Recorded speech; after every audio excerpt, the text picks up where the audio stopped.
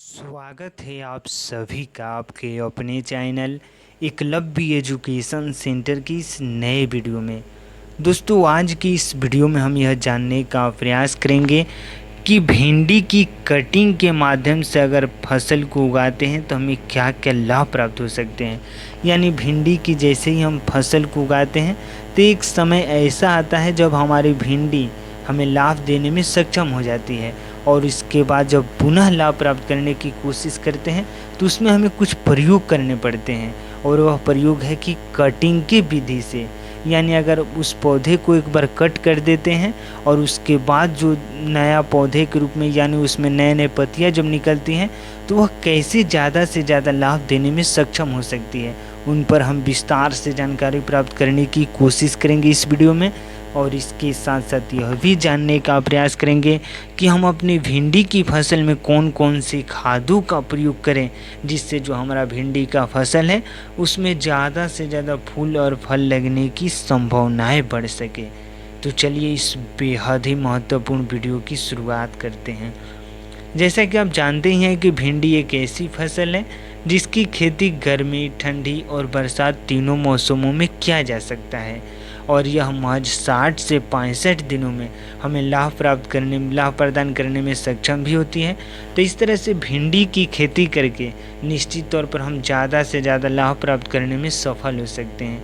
लेकिन मौजूदा दौर की काफ़ी संख्या में किसान यही सोचते हैं कि एक बार हम अपनी भिंडी की फसल को उगाकर उससे ज़्यादा से ज़्यादा समय तक कैसे लाभ प्राप्त करने में सफल हो सकते हैं, और उन्हीं प्रयोगों में एक नया प्रयोग काफ़ी चर्चाओं में चल रहा है। यानी यह प्रयोग है कि भिंडी की खेती कटिंग माध्यम से।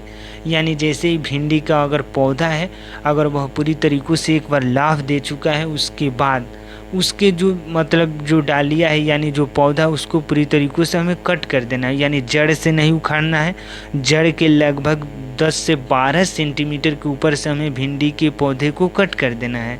और इसके साथ जैसे ही अगर बस यानी 20 सेंटीमीटर के हम लगभग रेंज ले सकते हैं। यानी 10 से 12 सेंटीमीटर मिनिमम जो हाइट होनी चाहिए वो होनी चाहिए। मैक्सिमम हम 20 से 25 सेंटीमीटर तक ले सकते हैं।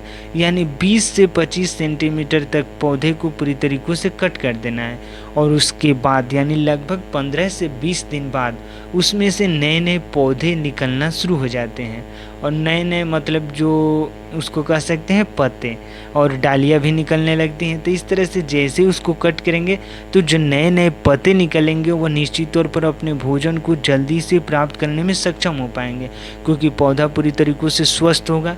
यानी जो पत्ता होगा, नया नया पत्ता होगा तो पूरी तरीक़ों से स्वस्थ होगा और सुरक्षित भी होगा कीटाणुओं से, और वह सूर्य के प्रकाश से भोजन को प्राप्त करने में पूरी तरीक़ों से सफल होगा, और वह जल्दी से अपने ग्रोथ को बढ़ाने में भी सक्षम हो पाएगा। और जल्दी से ग्रोथ को बढ़ाएगा तो निश्चित तौर पर उसमें ज़्यादा से ज़्यादा फूल और फल लगने की संभावनाएं भी बढ़ेंगी।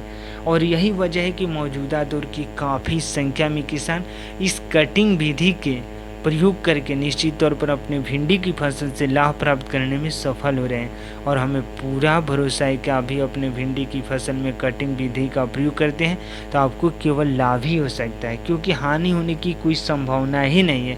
क्योंकि हम दोबारा भिंडी के हाइब्रिड वेराइटी की रोपाई करने से बच जा रहे हैं। एक बार हम जो खादों का प्रयोग किए हैं उन खादों को ज़्यादा से ज़्यादा एब्जॉर्ब करने में वह सक्षम हो पाएंगे, क्योंकि जड़ पुरानी है और जड़ ज़्यादा अंदर तक यानी मिट्टी के गहराइयों में जो पहुंचेगा तो निश्चित तौर पर पोषक तत्वों को जल्दी से एब्जॉर्ब करने की क्षमताएं ज़्यादा होंगी, और जो नया नया पत्ता निकलेगा वह जल्दी से फोटोसिंथेसिस की प्रक्रियाओं को भी करेगा।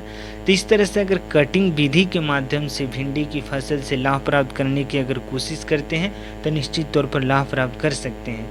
लेकिन एक बात यह भी ध्यान में रखना होगा कि उसमें हमें अच्छे तरीक़ों से खादों का भी प्रयोग करना है। यानी अगर कटिंग के तुरंत बाद अगर सड़े हुए गोबर का खाद प्रयोग कर देते हैं तो निश्चित तौर पर जो हमारा भिंडी का पौधा होगा उसमें जल्दी से पत्ते निकलने की संभावनाएं बढ़ सकती है। तो इस तरह से सही रणनीति के साथ खादों का प्रयोग करना है। अन्य खादों की जो बातें करते हैं तो नाइट्रोजन, फास्फोरस, जाइम, जिंक जैसे खादों का प्रयोग कर सकते हैं।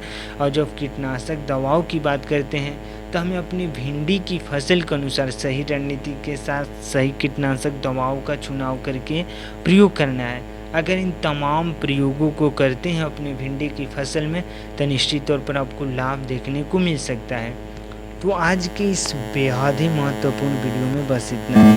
अगर आप हमारे चैनल के साथ नए जुड़े हैं और वीडियो अच्छा लग रहा है, कुछ सीख पा रहे हैं इस वीडियो के माध्यम से, तो हमारे चैनल को कर दीजिए सब्सक्राइब, ताकि हमारे द्वारा अपलोड किया गया हर वीडियो आपके पास सबसे पहले पहुंच जाए और हम तथा हमारी टीम भी उत्साहित महसूस करें कि आपकी भिंडी की कटिंग विधि की सही रणनीति में हम थोड़ा सा भी सहयोग करने में सफल हो रहे हैं।